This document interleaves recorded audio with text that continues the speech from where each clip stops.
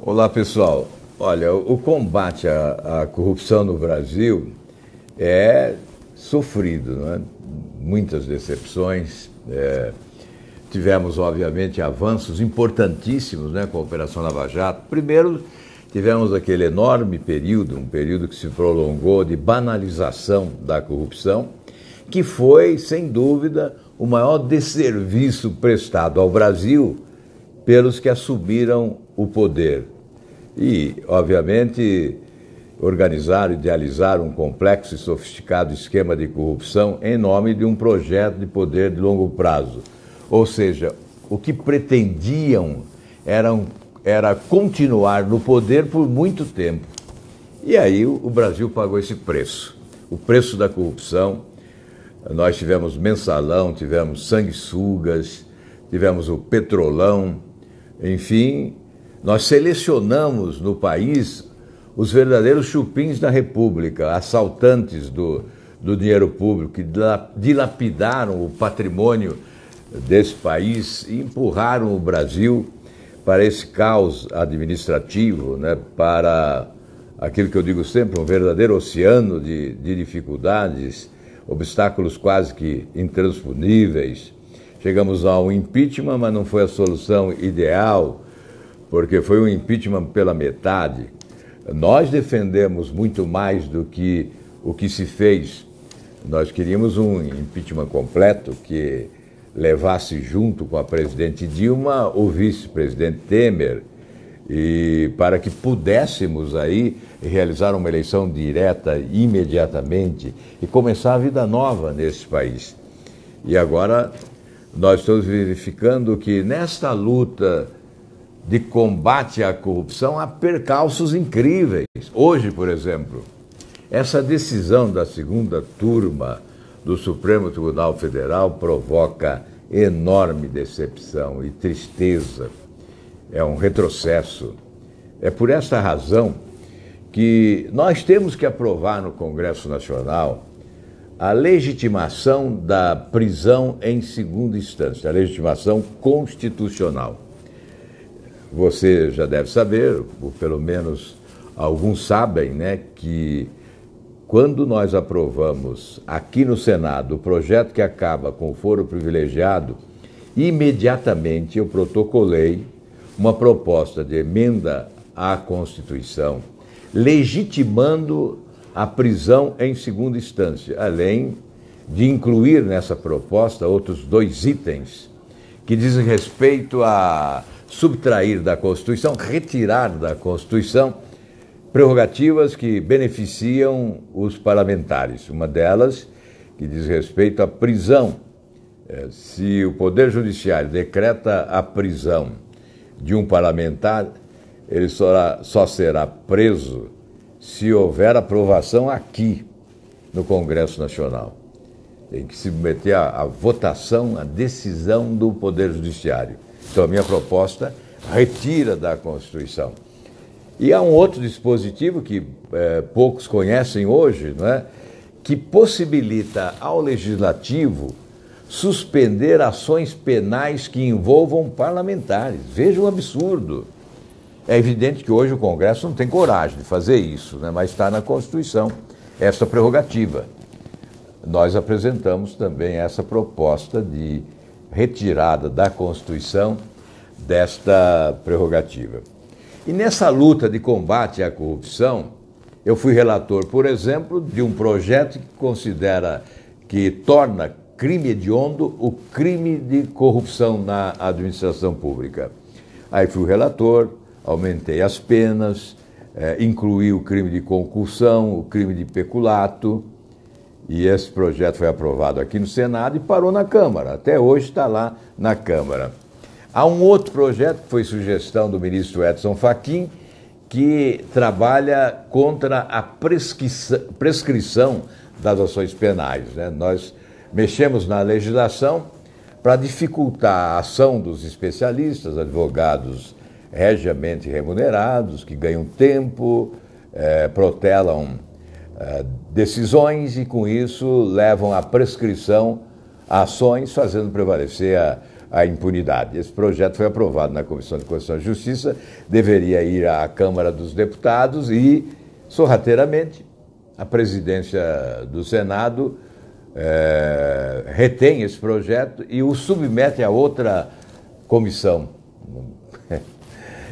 São as espertezas, né, daqueles que lutam contra a moralização da atividade pública no Brasil. Há um outro projeto também de minha autoria, não vou ficar citando todos não, mas esse eu vou citar, é um que foi sugestão do juiz Sérgio Moro, que habeas corpus só depois que o detido devolver aos cofres públicos o resultado do roubo que praticou. Então, aqueles que estão sendo hoje soltos aí pela segunda turma, né, mesmo que fosse a prisão preventiva, eles não poderiam ser soltos sem devolver os recursos que foram roubados, né, dos cofres públicos. Eu creio que essa é uma etapa importante, sim, mas não é a primeira etapa, essa da modernização da legislação, de impor rigor à legislação.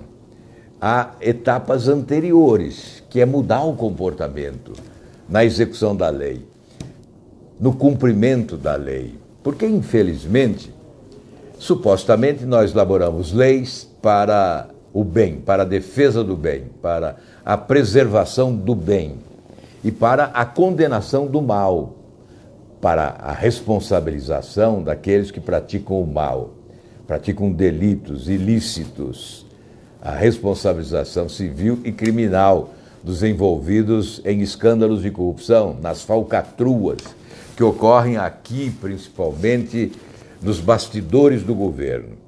É evidente que nós temos que trabalhar pelo cumprimento da lei que elaboramos.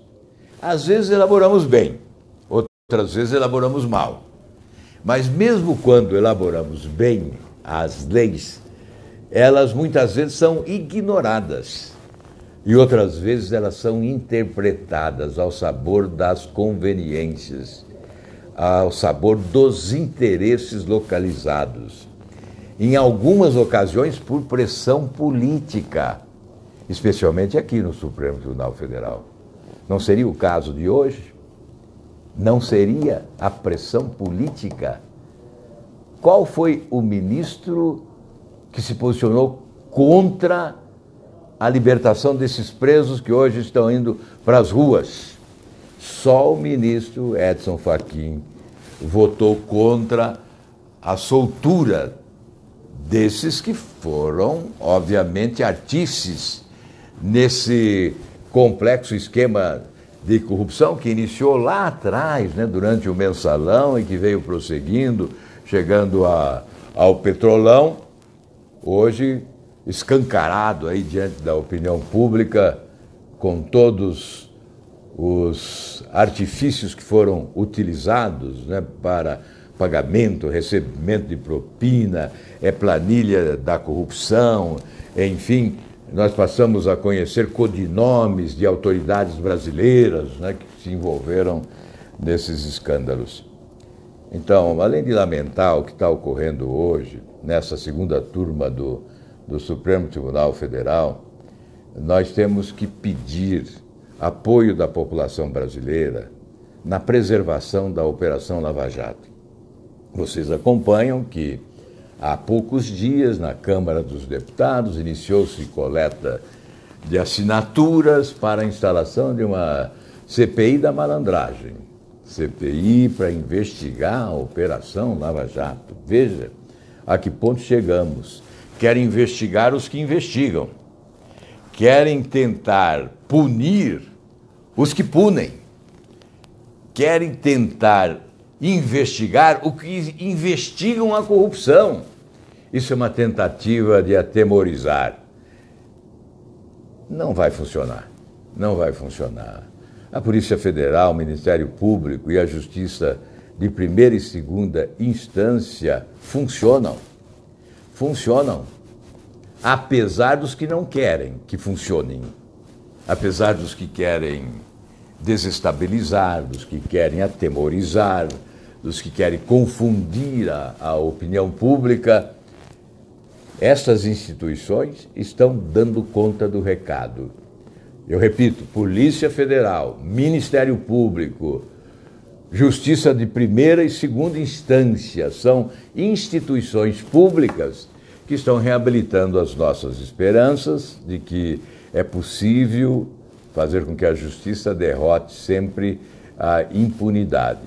Então, este apelo em defesa da Operação Lava Jato, que é prioridade nacional. Eu até imagino que estão aproveitando esse ambiente de Copa do Mundo, né, onde imaginam a população está distraída, né, está envolvida com as emoções dessa paixão que é o futebol, sobretudo alimentada pela mídia eletrônica, né, que leva ao fascínio o espetáculo de futebol, aproveitando esse momento para soltar presos, ladrões do dinheiro público. E olha, e vamos fazer justiça outra vez. Não fosse o ministro Edson Fachin, no dia de hoje, o ex-presidente Lula também poderia estar sendo libertado pela segunda turma do Supremo Tribunal Federal, como outros foram libertados no dia de hoje. Então, ainda nestes dias, mais uma vez, se criticou o ministro Edson Fachin pelo fato de se anunciar que pretende levar ao plenário do Supremo Tribunal Federal essa tentativa de libertar o ex-presidente. Mas é preciso compreender que pode ser uma estratégia a favor da justiça, contra a impunidade, porque se houvesse uma decisão na segunda turma, certamente a decepção do país ou das pessoas de bem desse país seria maior no dia de hoje, na antevéspera aí do jogo do Brasil e a poucos minutos do jogo da Argentina, lá na Rússia. Portanto, nós precisamos ficar atentos, né? Nós precisamos estar ligados, nós temos que continuar com o mesmo ímpeto, com o mesmo entusiasmo no combate à corrupção. E olha, vamos também aproveitar esse momento para dizer o seguinte: alguns hoje, né, alguns que estavam escondidos durante todos esses anos, né, estavam à sombra do poder, se beneficiando dos seus favores, das suas benesses e até das suas falcatruas, né? Alguns se apresentam como valentes, combatentes da corrupção. Mas por que só agora? Eu acho que cabe perguntar. Eu estou me referindo até a candidatos a presidente da República, que antes estavam silentes, não é? Calados, ou solidários com quem governava, não é? Até com plaquinhas na mão aí no plenário do Congresso Nacional. Então, hoje se apresentam como os valentões da hora, né?